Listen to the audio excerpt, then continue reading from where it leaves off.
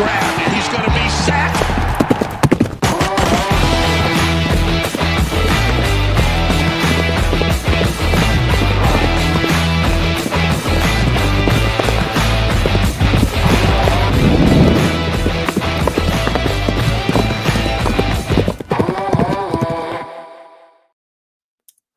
Horsepower Hour, baby.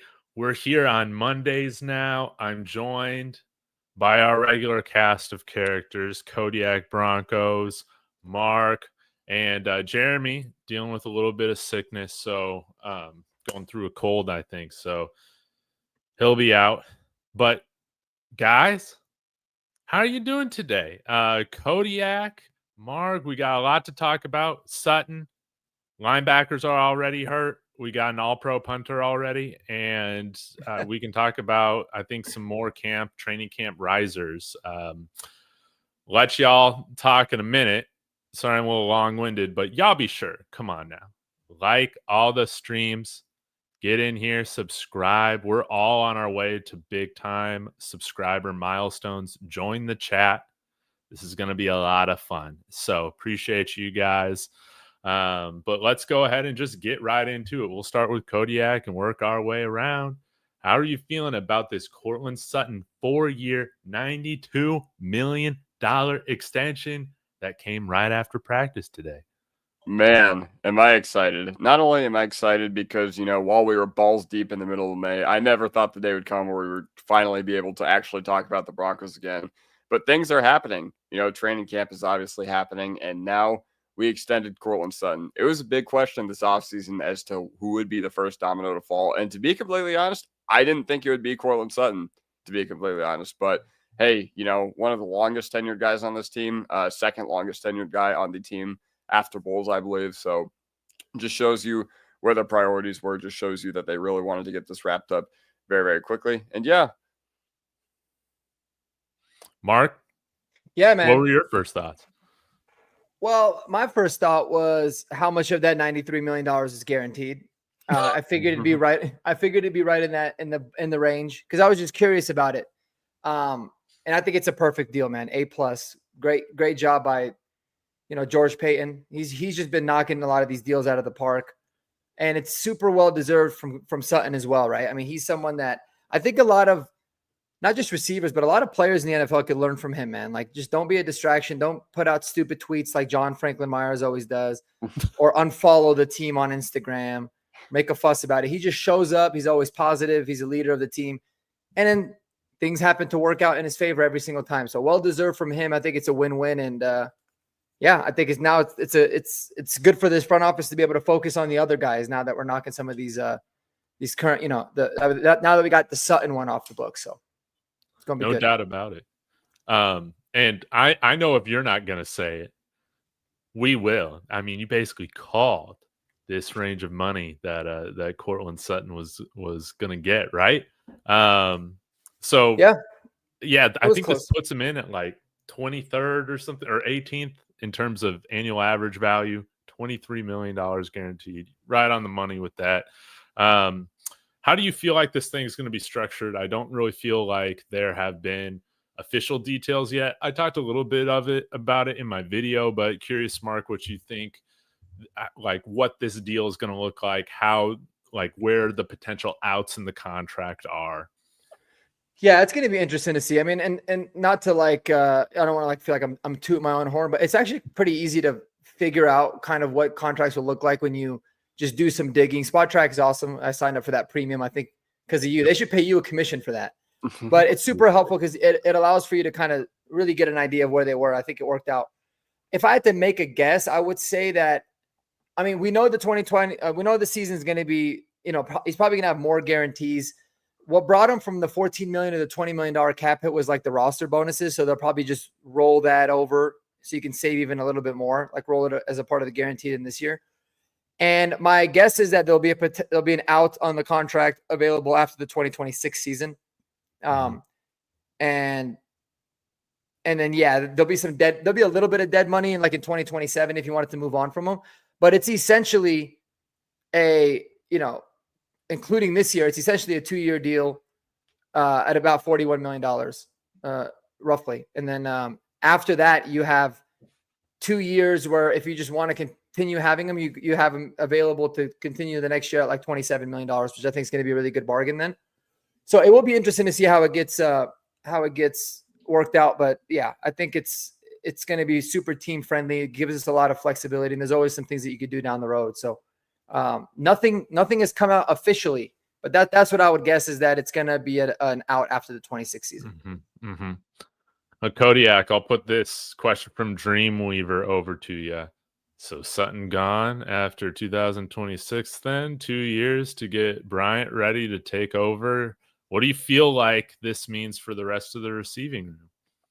So as far as what this means for the rest of the receiving room, I mean, it's very unlikely that an NFL player, especially one that Courtland Sutton of his age, will actually make it to the end of this deal. I think he's one of those guys that I've said I don't actually think his game will age all that well. That being said, if he still does prove to play at a high level, if he still does prove to be a very viable security blanket for Bo Nix, which, I mean, that is very possible considering we've seen, a handful of receivers like Devontae Adams and Mike Evans play very, very well up until like their age 32, 33 seasons to this point. So, yeah, I don't know. If Courtland Sutton does keep seeing, I mean, obviously we protect ourselves. The front office, ever since the Russ deal, has done a very, very good job at sheltering themselves from contracts in the event that it goes absolutely horrifically wrong.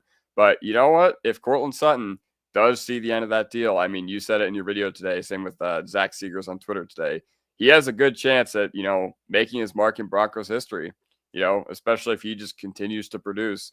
So I wouldn't make any projections yet because obviously you don't know what guys are going to agree to as far as like restructures, as far as pay cuts or anything like that. But overall, for the next year, I'd say we still have our wide receiver one. So that won't reconfigure next offseason.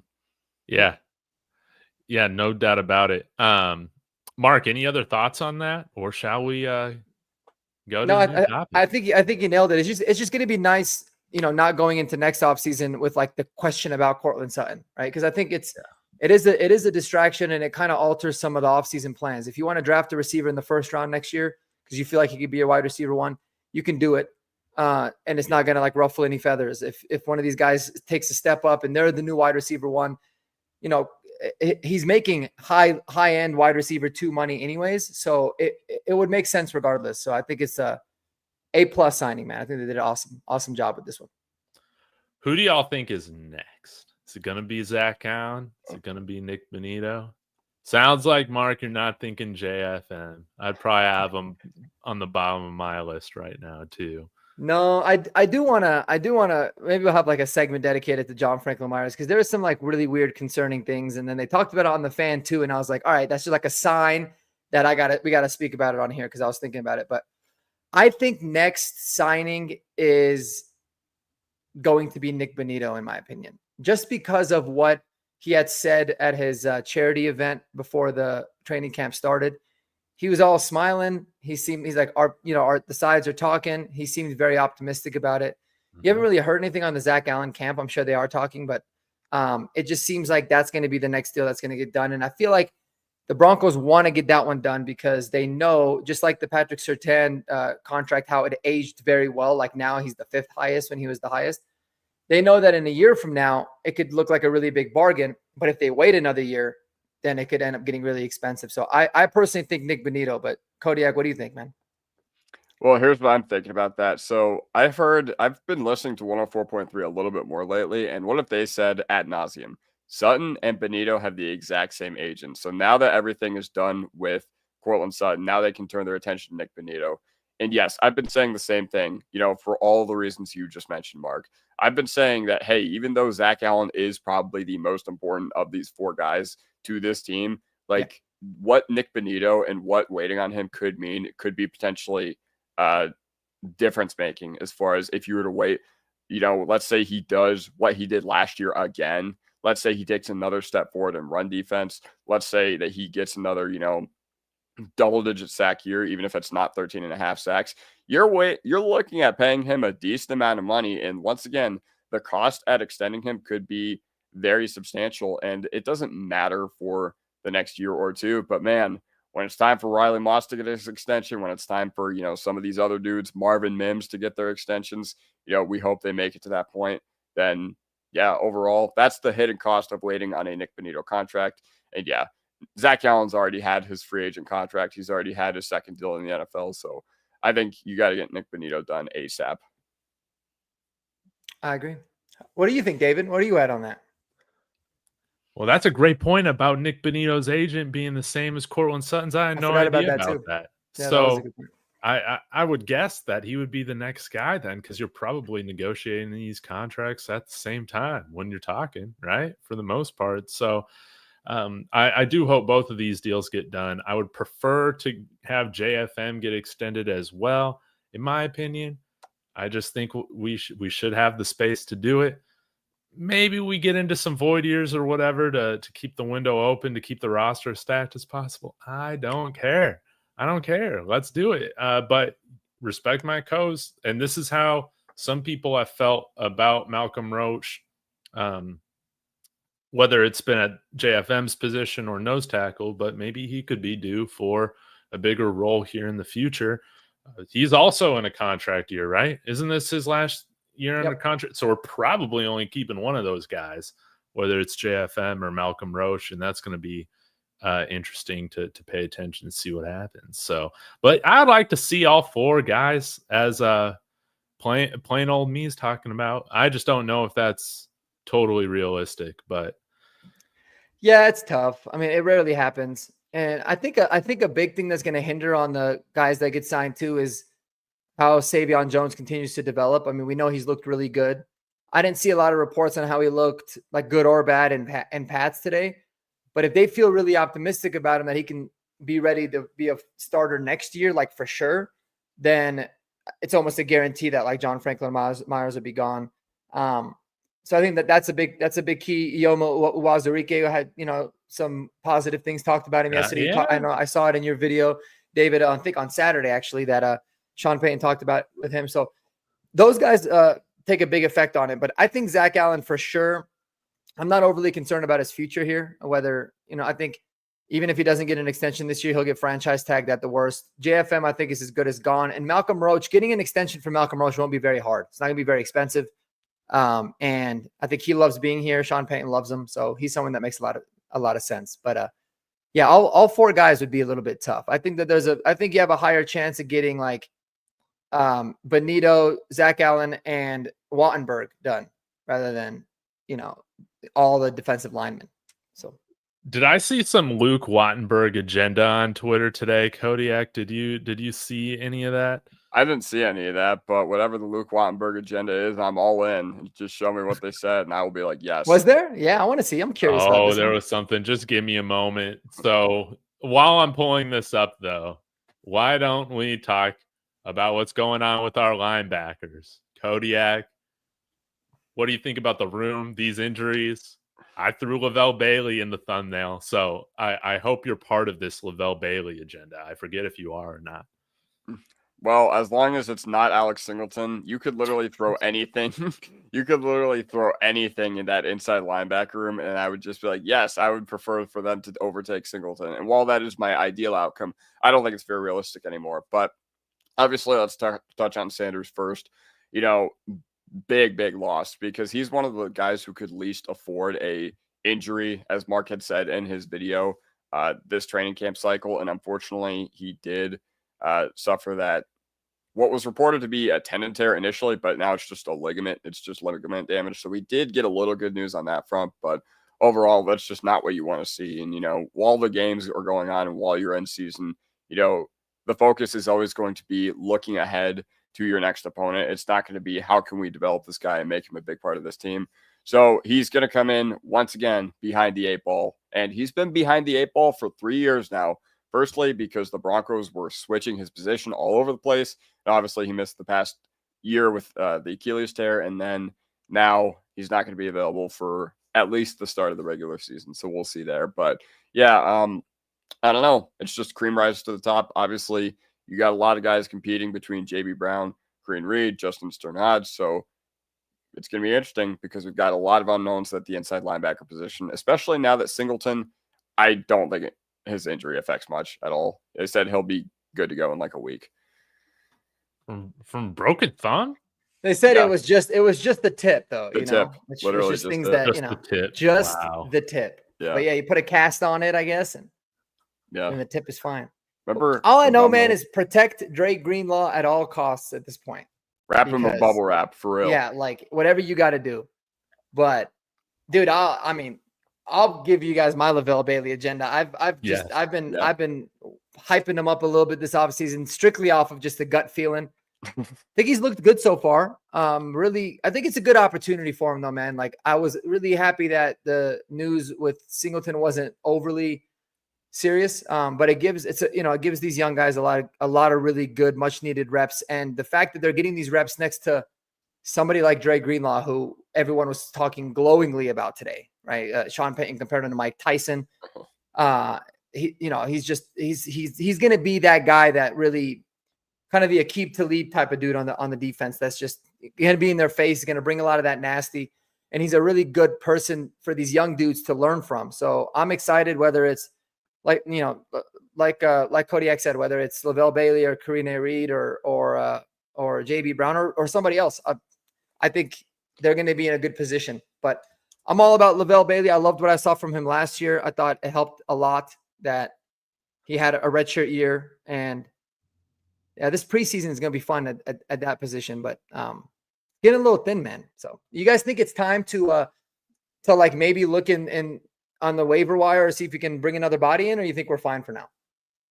I mean, when you have 90 roster spots available, I don't see why not. I think you should be looking at all avenues to improving this team. And yes, that includes the inside linebacker position in particular, because we're pretty much set everywhere else. But now it gets a little murky. It gets a little murky when you don't have, obviously you're going to need to use one of your IR spots on Sanders probably. And overall, yeah, I think as much competition as possible would be best for these young inside linebackers, because you got to make him earn it. Sean Payton's about making them earning it. Even with the quarterback who we used the 12th overall pick on last year, he didn't come in and say that, hey, he's going to be our starter. He made him earn it. So yeah, if he can make our quarterback do that, then whoever starts next to Drake Greenlaw week 1 at inside linebacker 2 can sure as hell do that as well.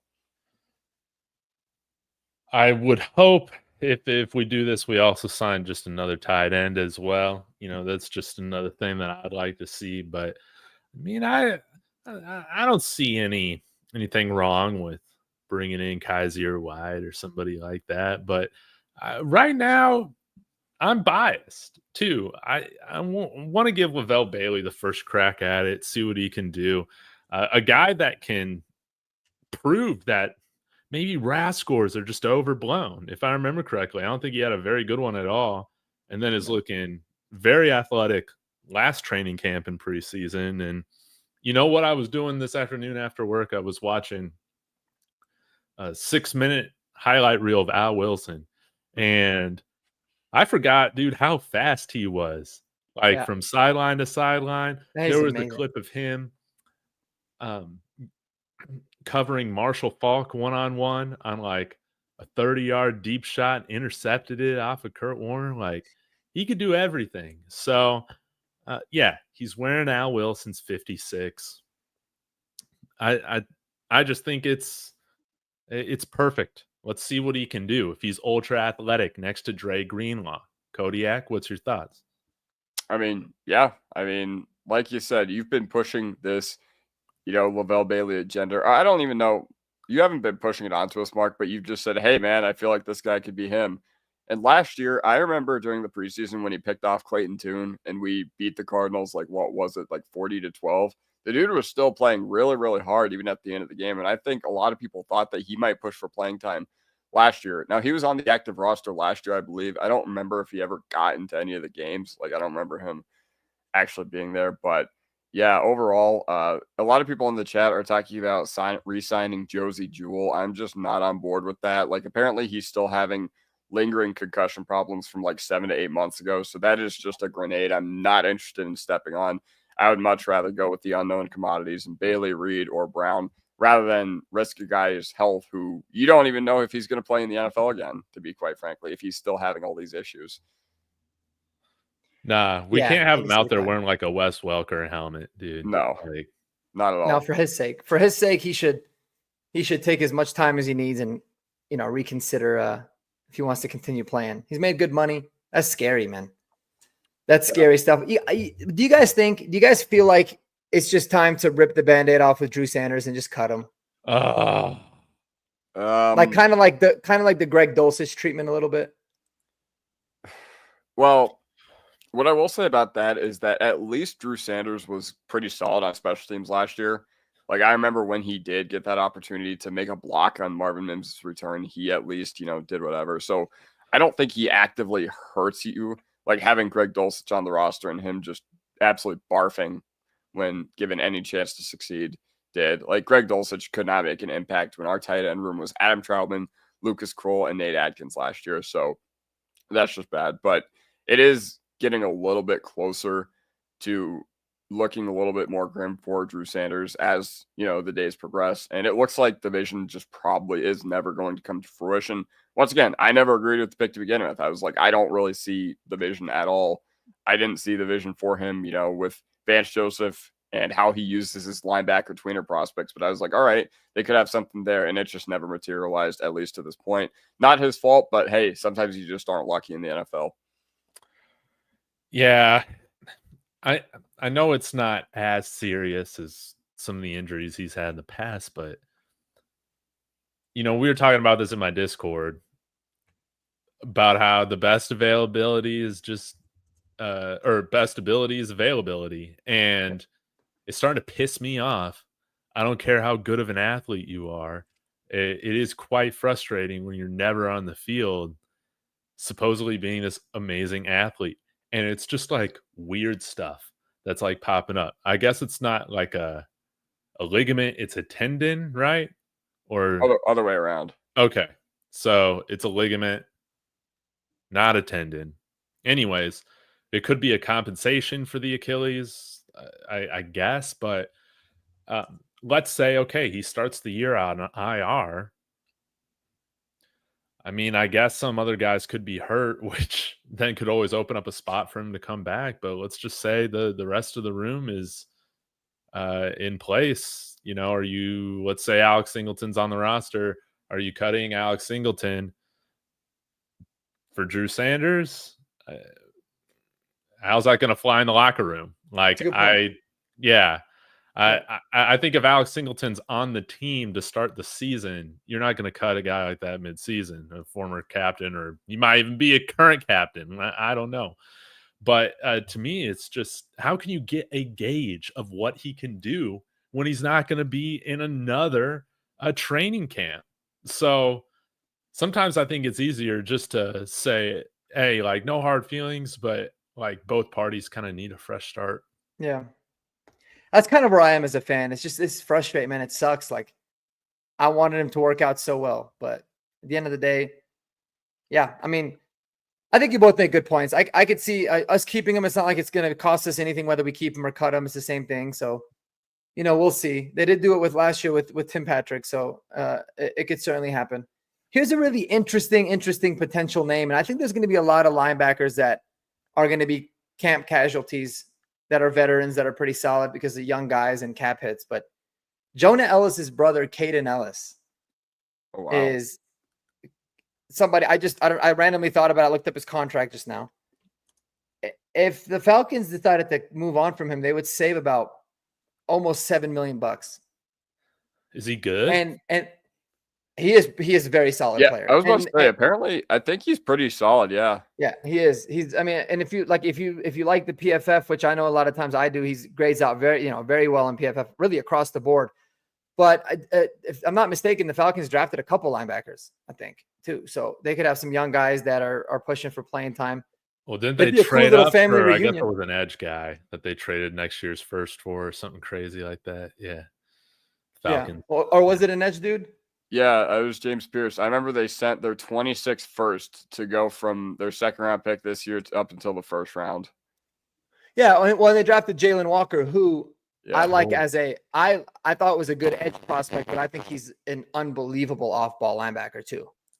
So that was the one I was thinking, like, yeah, that could be like a ton of versatility there. So I mean, somebody like Caden Ellis or someone like that. I just feel like every year there's always dudes that are, and I'm getting cut that would be available that I wouldn't be surprised by. I could start looking at the Saints rosters and all that kind of stuff too. But so yeah, definitely no rush on making it go out. But I mean, you could get somebody like you can cut Singleton and save what $5-6 million and get like 2 vets for that number. So there's still a lot of reason why you should move on. You could move on from Singleton, but yeah, he gives us more options. So it's going to be seen. It's going to be fun to see how it kind of plays out.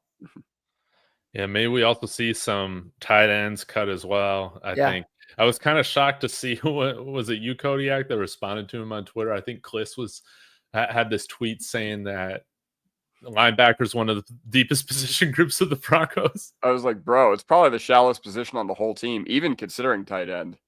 Like, I don't know. I mean, that was such like a PR move. Yeah, I know. It's just like, bro, like if you think inside linebacker is one of the deepest parts of this team, like what are you smoking? Like nothing about the edge room, the corner room, like, bro. I was like, I couldn't stand that. Patrick Smythe is in his ear, like, can you spin this to make it seem like we're deep there? Like, no, we can't. Broncos, credential me. Come on now. Seriously, credential the guy. He deserves it. Okay, there was another thing I wanted to talk about, and it's our wide receivers. And I know I'm going to put you guys kind of on the spot, but I know that you guys have different guys as your guys for this next upcoming season. And we've had stellar reviews for both of them, being Troy Franklin and Marvin Mims. We'll start with Mark. We can go to Kodiak. Then I'll chime in with A.T. Perry. But how do you look today? Love to just hear what has been reported about them in camp so far and why they're going to get 1,000 yards this season. So we'll start with you, Mark. Marvin Mims agenda. It's your time. I mean, what the hell can Marvin Mims not do? Marvin Mims is arguably the most talented offensive player that we have. He can do it all. And aside from being, an unbelievable return man, you saw the versatility last year. People are saying that route tree is expanding. He's somebody that, by all accounts, works his ass off. He's gotten better every single year. He's got phenomenal hands, his ability to separate. I mean, it's a no-brainer. I think he's certainly in the mix to not necessarily just be wide receiver too, but the leading wide receiver on this team when it's all said and done in terms of everything. He's got the tools and the skill set. I think the way that Sean Payton wants to use him, though, is still going to be a very specialized gadget type of role, but he's just going to be better at doing all of that. So I can't wait to see Marvin again this year. I hope he gets a lot more opportunities. But in reality, I think of all the receivers, everybody's, we talk about Troy Franklin, which is going to be exciting. Marvin Mims, obviously very exciting.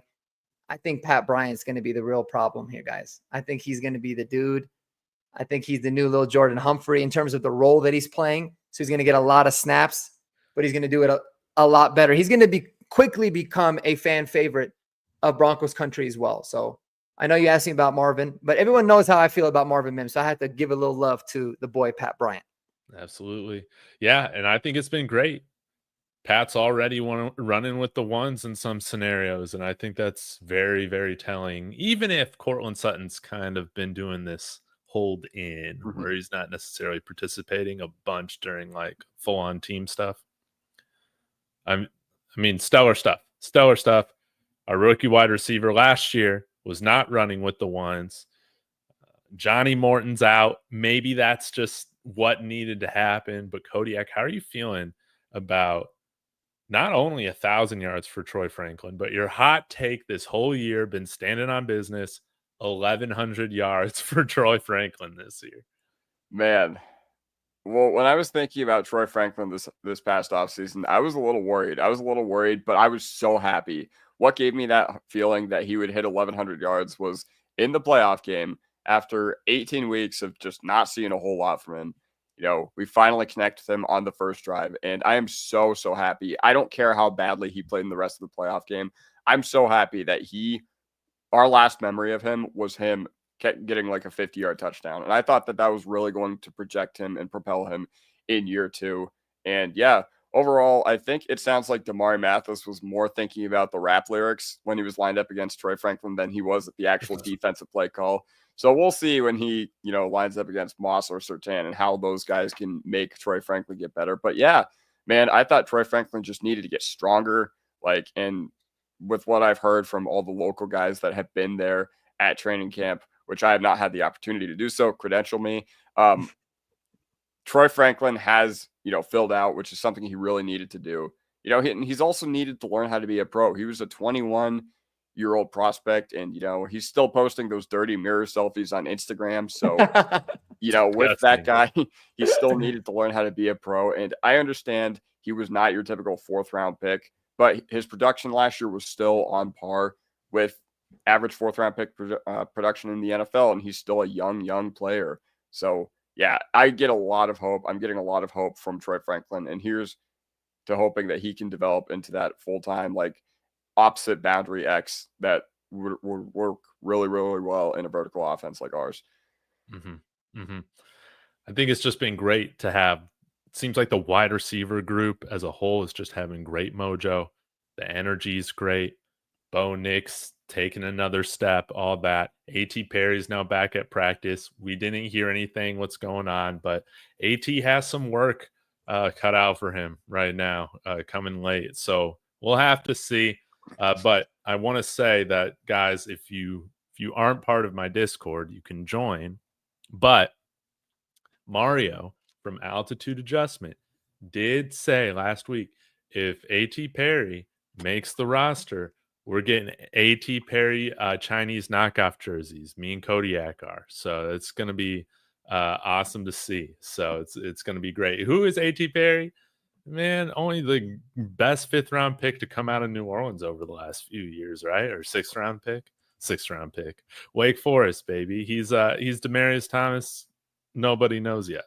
That's the problem. Nobody knows yet. Speaking of attitude, darling. He's a preseason darling. Yeah. Speaking of attitude issues, are y'all buying these attitude issues from Audric Estime? Still running with the 4s and 5s, according to Orange and Blue today. I was listening to them. Philip Lindsay's had some harsh words for Audric, and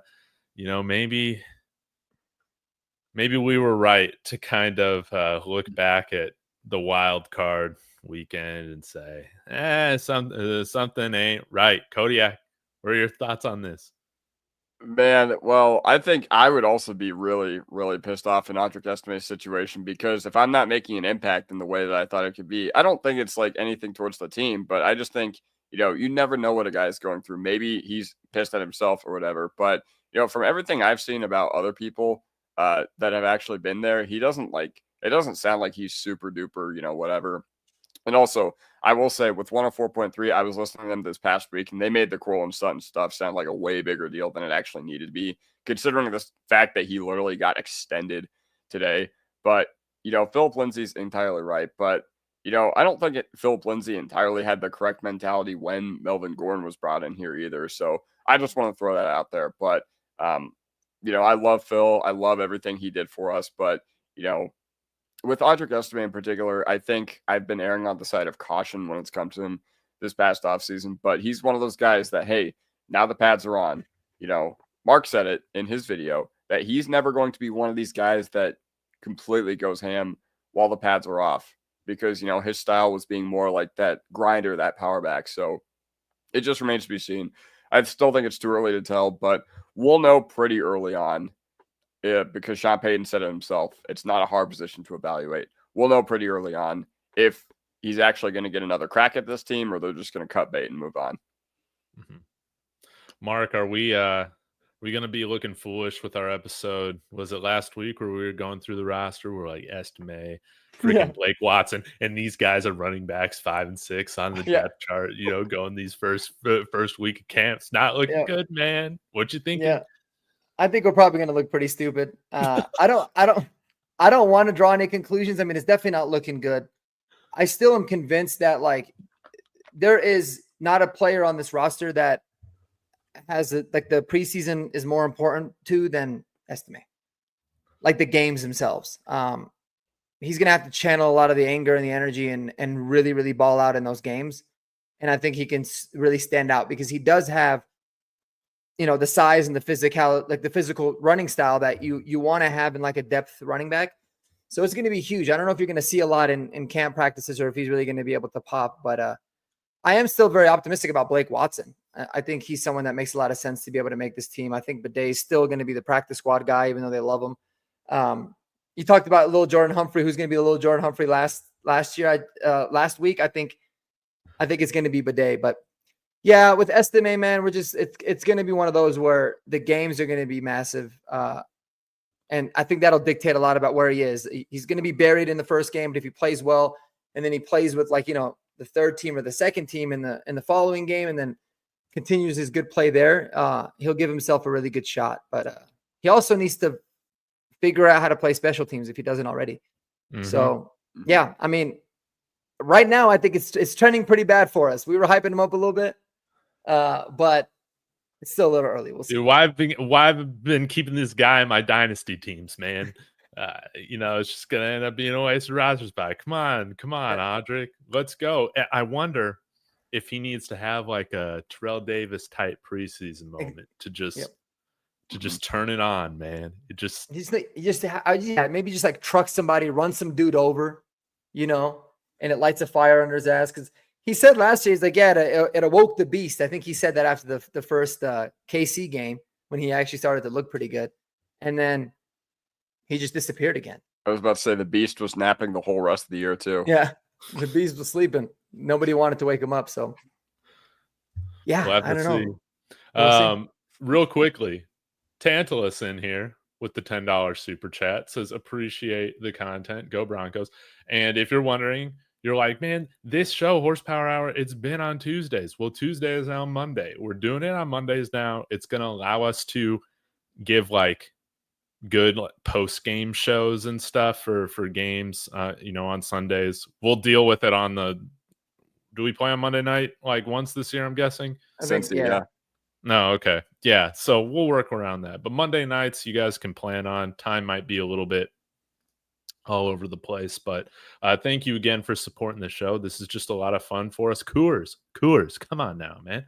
You don't sponsor some of these other Broncos programs. Horsepower Hour is available for a sponsorship. Yeah. With that being said. Bees. Yeah, Burt's Bees. I chew on it every episode. Dude, Burt's Bees. Weed Company. What else? I have Pellegrino here. And also, Arrowhead Water. We always talk about Arrowhead Water. I mean, I love it. I know I get the hate for it, but you sponsor, I'll really love y'all. Yeah, but I hate the stadium. No, I'm kidding. But by the way, I do just want to mention first super chat I've ever got on my channel because I finally set it up this past week. So thank you, Tantalus. That means a lot to me. First time I've ever actually made some money doing this off of what? There you go. 9 months. So that's the best, man. You got to frame it. Put it in a frame. Put Tantalus. Yeah, $10. Can't wait for the members only picks once you set up the membership program. Oh yeah. Yeah, that'll be great. Well, let's get back into it, guys. There are some other items that I had on my mind that we could discuss, and feel free to interrupt me if you're like, Dave, I got a better topic. But let's talk about what we got going on right now with the edge room. Q Robinson was somebody that it was the one draft pick that I said, this is like a luxury pick. I'm not the biggest fan of going with a special teams guy in the 4th round, but possibly another move or another take where I might look stupid.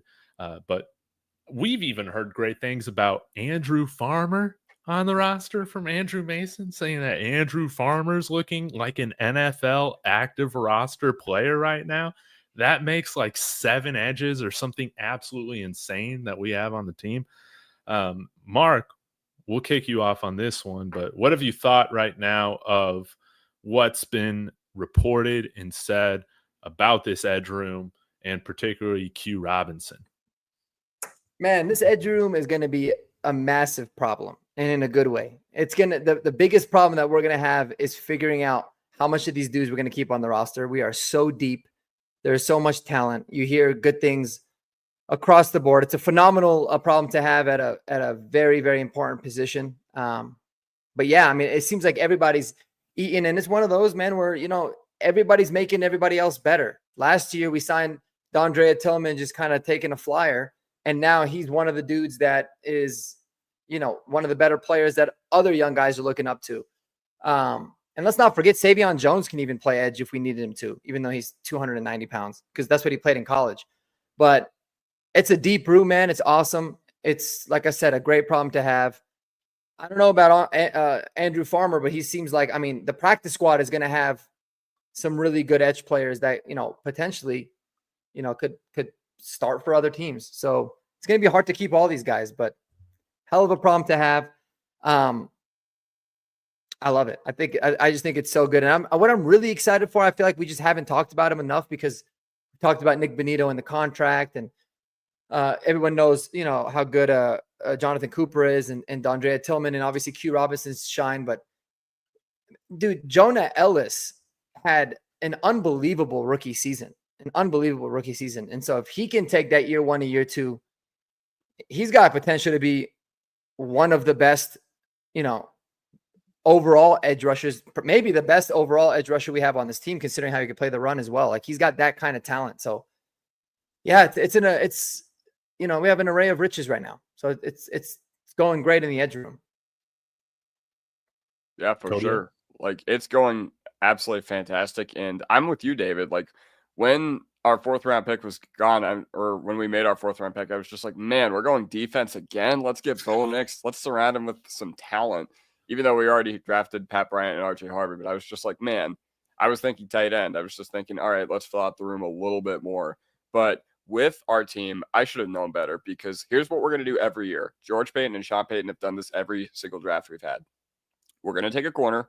We're going to take an edge rusher, and we're going to take a wide receiver. You know, those 3 positions. So when you're doing your mock drafts next year, keep that in mind. We've done it in 3 out of the 3 drafts that we've had with the Sean Payton, George Payton regime. But as far as Q Robinson specifically, he's one of those guys that it just looks like he was Bama caliber, but he was kind of pushed down the depth chart. But when you look at the underlying analytics, he really, really pops, and he really, really sticks out. And, you know, that's another one of those things that the Broncos probably saw, in addition to Nick Saban saying, wow, he was probably the best special teams player I've ever had. Now, players, if a player said that about another player, I wouldn't really put a lot of stock in that. We've heard what players say about other players, like Von Miller on every quarterback we've had. Yeah, AJ Brown and DK Metcalf swore that Elijah Moore was better than they were. You know, Garrett Wilson. Yeah, literally. Garrett Wilson and Chris Olave before last year swore that Jackson Smith and Jigba was better than they were. And JSN ended up breaking out last year. But, you know, it's just one of those things where I'm just like, all right, if a player said that about another player, then it'd be whatever. But the fact that Nick Saban, the greatest college coach ever, in my opinion, had said that about Q Robinson, when he's had, you know, times where he's had 11 5-stars, 11 4-stars on his special teams units, that's very, very special. And I knew that, you know, with their draft strategy this year, it was pretty much, hey, day 1 and 2, George Payton and Sean Payton, they'll cook. Day 3, Darren Rizzi, you get whatever you want. And the fact that this guy is turning into a legit edge rusher with potential for us, I mean, it's just awesome, because it feels like guys are just coming into our edge room and they're just, you know, ascending leaps and bounds what we thought they could be even early on. So that's awesome to see. Is Vance Joseph an edge whisperer? That's what I'm wondering. I'm just like, wow, every edge we've touched has done amazing. Like, even Tillman last year, I'm just like, where did this dude come from? Yeah, I mean, even D lineman too. Like, D lineman will just play better in his scheme as well. So he's got the juice. But yeah, the last thing that I wanted to hit on, get y'all's thoughts on, I've talked about him a little bit, has just been the rave reviews we've had so far from Jeremy Crawshaw, just booming punts. Andrew Mason was talking the other day of like multiple punts with hang time over 5 seconds. That's, I mean, going 70 yards. My boo boom stick for that one. That's awesome. Give me some more of that. What you guys think of right now, our draft picks, including Jeremy Crawshaw? Right now, man, there's not really one I'm too upset about us taking. We'll see how that transpires through the preseason, but I'm anxious to see what Caleb Warner looks like. We haven't heard too much from him so far, but Yeah, Kodiak, what have you thought of Crossaw, some of our late round picks so far? So Crawshaw in particular, he was one that when we drafted him, I was like, man, a punter. But then you think about our special teams unit, and I'm happy that we're overhauling the special teams personnel because while our special teams unit has been very good the past 2 years, and while we've gone very far from the days of Tom McMahon and Brock Olivo and Dwayne Stukes running our special teams units and then being bottom 5 in DVOA, we needed to retweak some personnel because of how unclutch they were last year.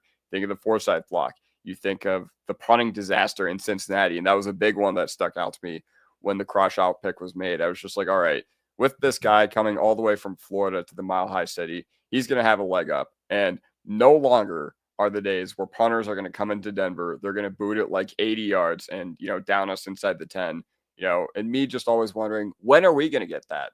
I'm sure you guys have always been wondering, when the hell are we going to have a punter that can do the same thing? So if Crossaw can really hit that ceiling, everything looks in the cards for him to be able to do that, especially considering Sean Payton, special team savant, Darren Rizzi, special team savant.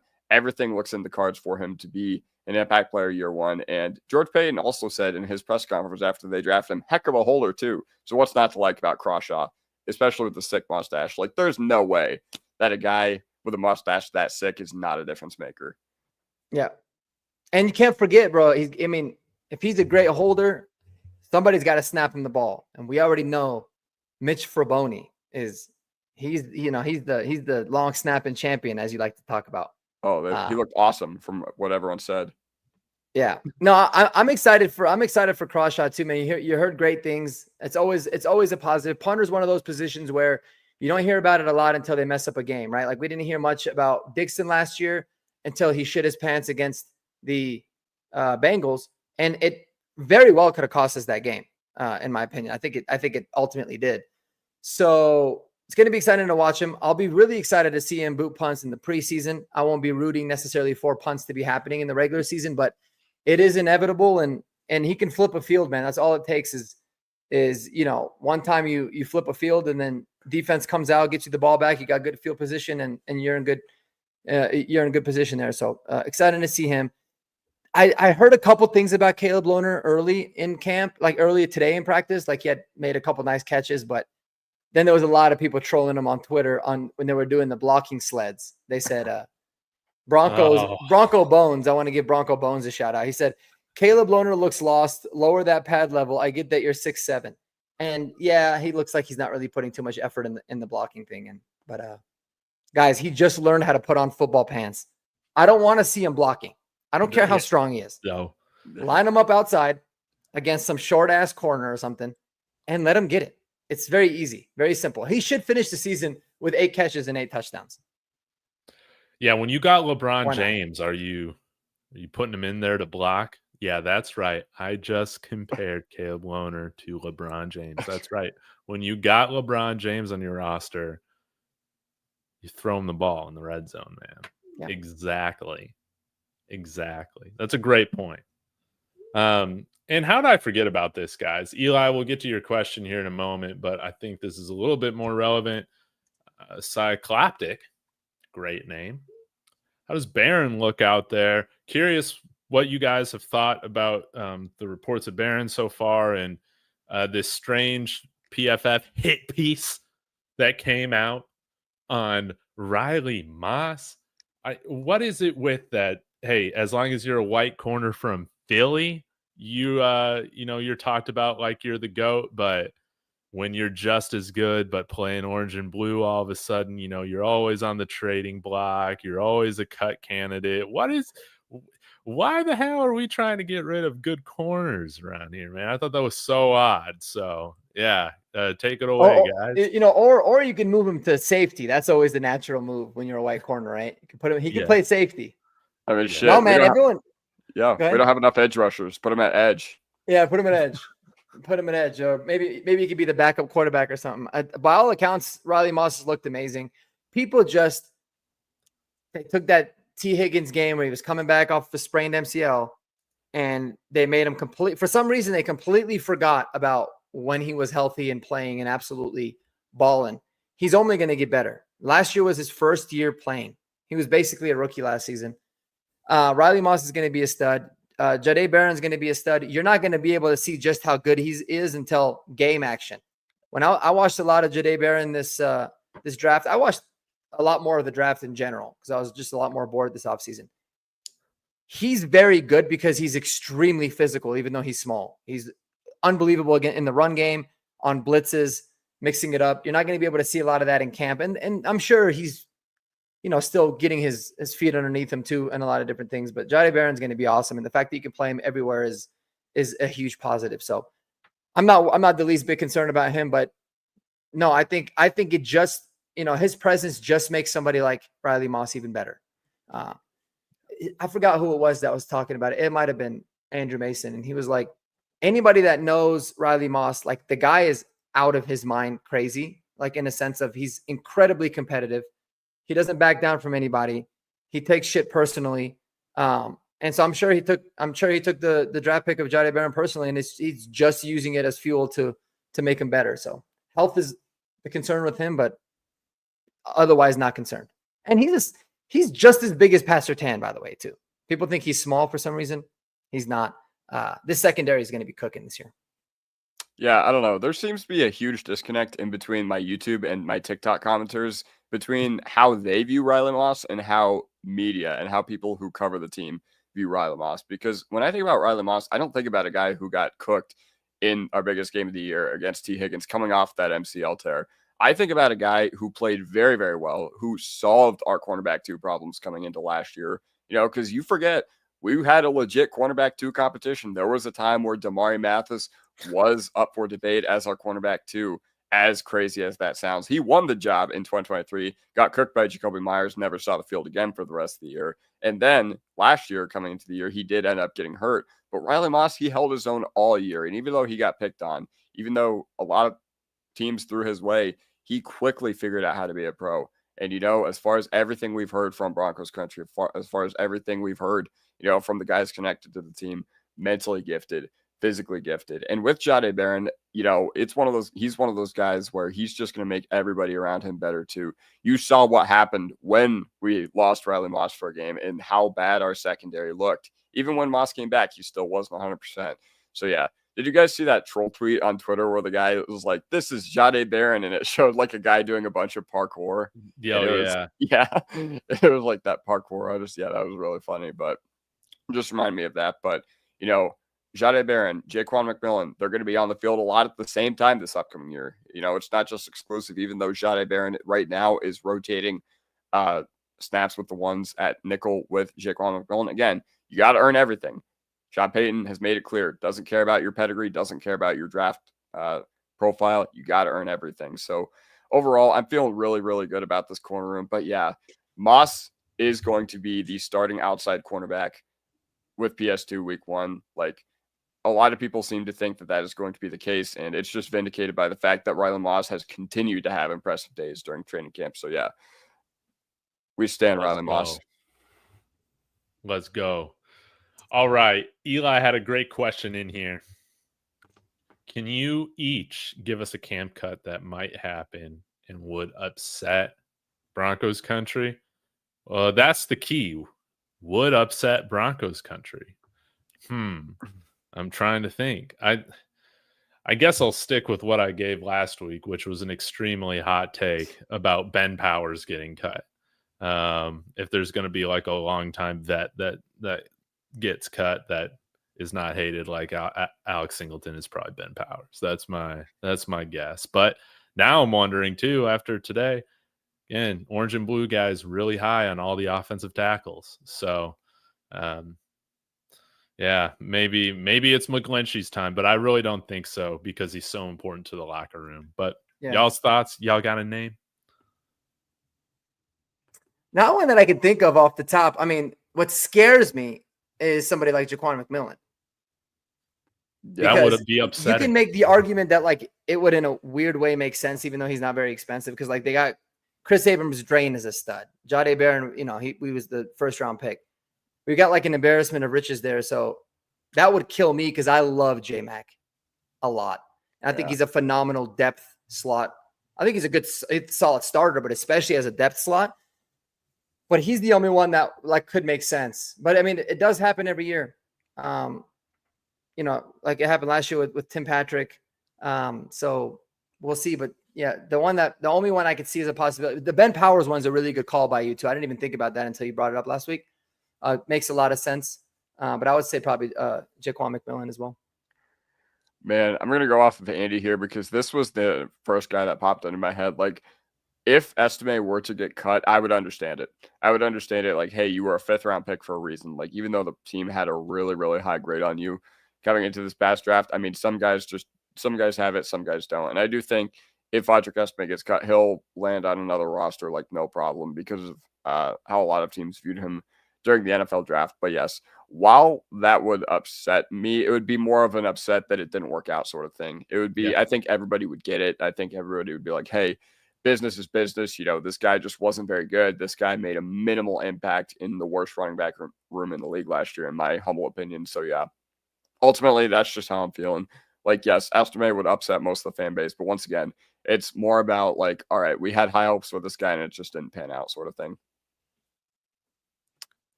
Yeah, Cycloptic coming in here saying my cut candidates PJ Locke, who now is an inch taller thanks to that is crazy. That's wild. That is crazy. I want to get back fusion surgery if I can grow an inch or two. I'll take it. Yeah, me too. I'm 5'8". Shit, come out like almost 6 feet. That'd be cool. You know, my older sister, she had pretty bad scoliosis, so she had a procedure to straighten out her spine with some titanium rods. And yeah, I think she grew like 2 inches after the surgery. It's crazy. Had to buy new clothes. Yeah, I wonder if they updated his measurables on the website. I have no idea. Put him on. They gotta give him that inch, man. He earned it. He's 5'11" now. Still not 6 feet. They did it wrong. He still ain't 6 foot. Yeah. Paul Shaver saying we better sign a vet linebacker. Yeah, we'll see what these young bucks can do in the meantime, man. I'm really hoping that Kareem Reed, Lavel Bailey, JB Brown, a lot of these guys take advantage, man. Why not take the chance on some real athletic guys like Lavel Bailey? So, guys, I'm out of my agenda items, man. So y'all let me know if you got any other questions in the comments and we can answer them. But guys, is there anything else that we should have touched that we did not touch?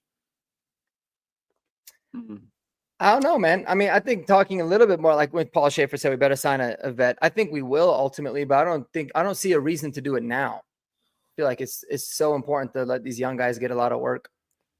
I think we covered most of the stuff. If anybody in the comments has anything they want us to talk about, I'm sure there's something that I'm missing. Cody, can you think about anything?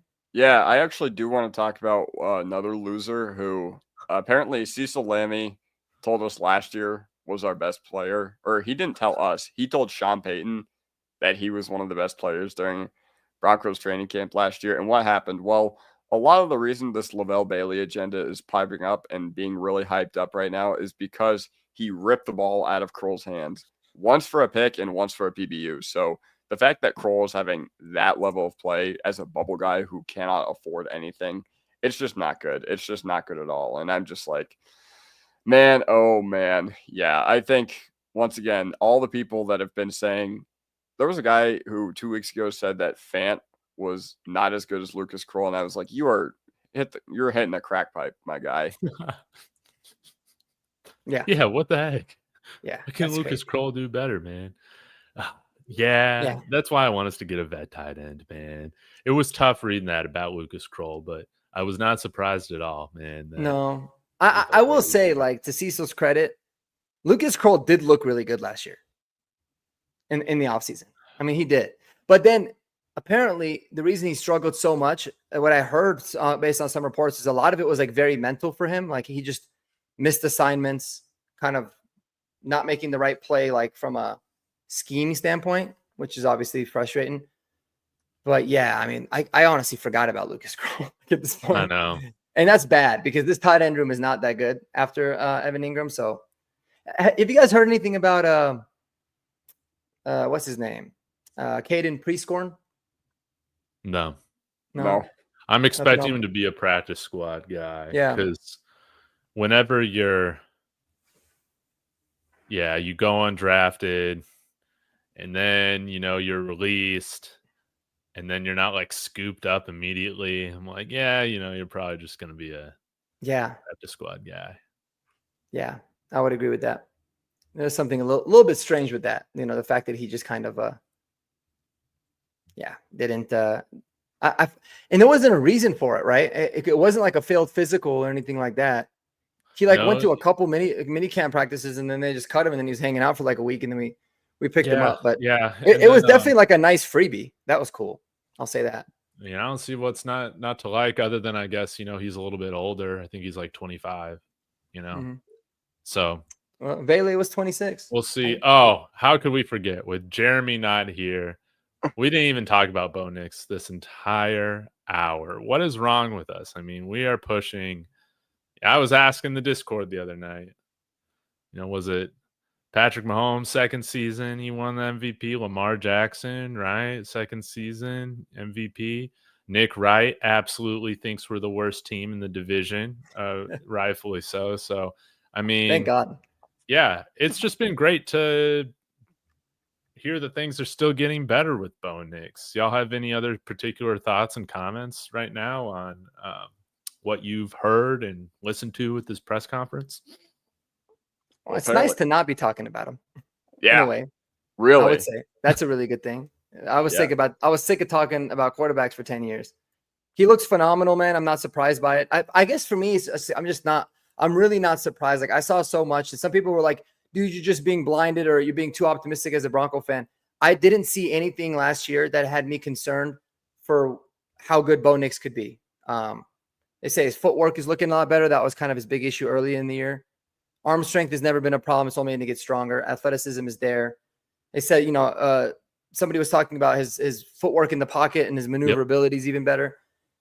I just think that he's going to be even better than I think a lot of us anticipated and expected. I mean, you had talked about like MVP in your second year. I really believe that's the expectation that we should have as Bronco fans in terms of how good he can be in year two. So, yes, Eli, we didn't subtly say it. We are saying it out loud, sir. Yeah, go check Eli the Betts. odds. Eli Betts is a betting man. He won 30 grand on a bet once. That's why his name is Eli Betts, like a $10 bet. Eli, I'll go half with you if you want. Put all your money in on the Broncos, not the Jets.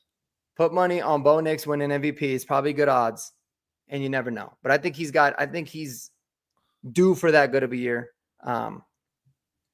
Sorry. Yeah, go ahead, Kodiak.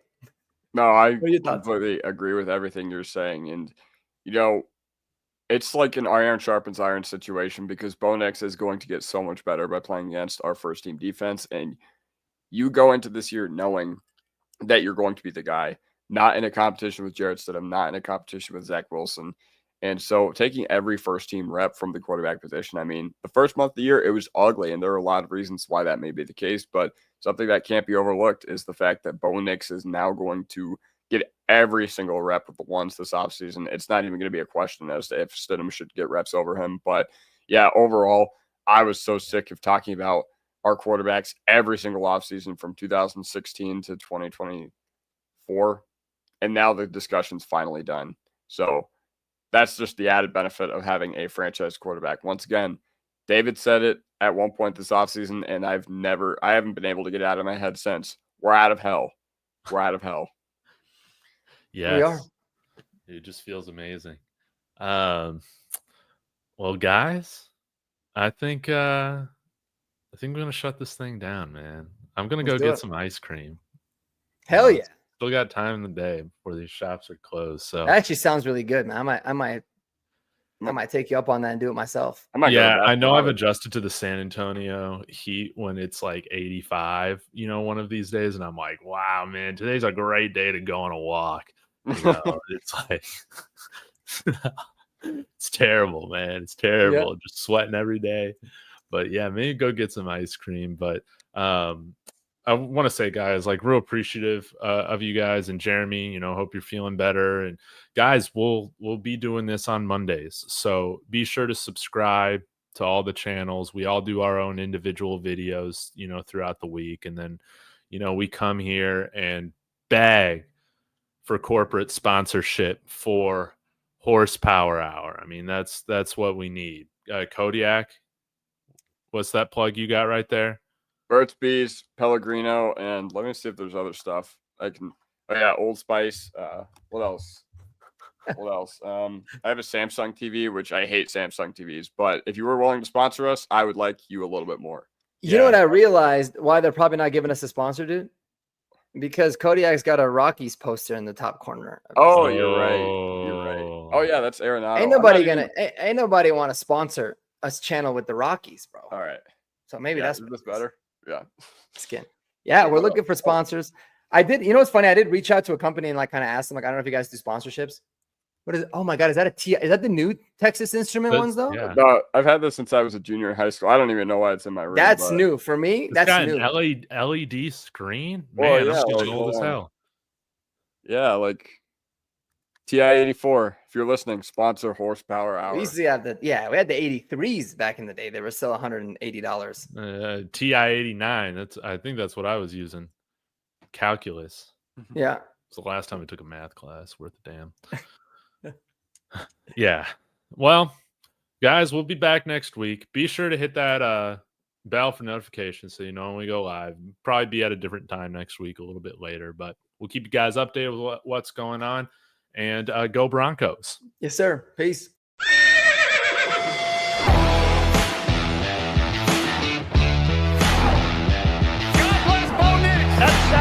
He's grabbed and he's going to be sacked.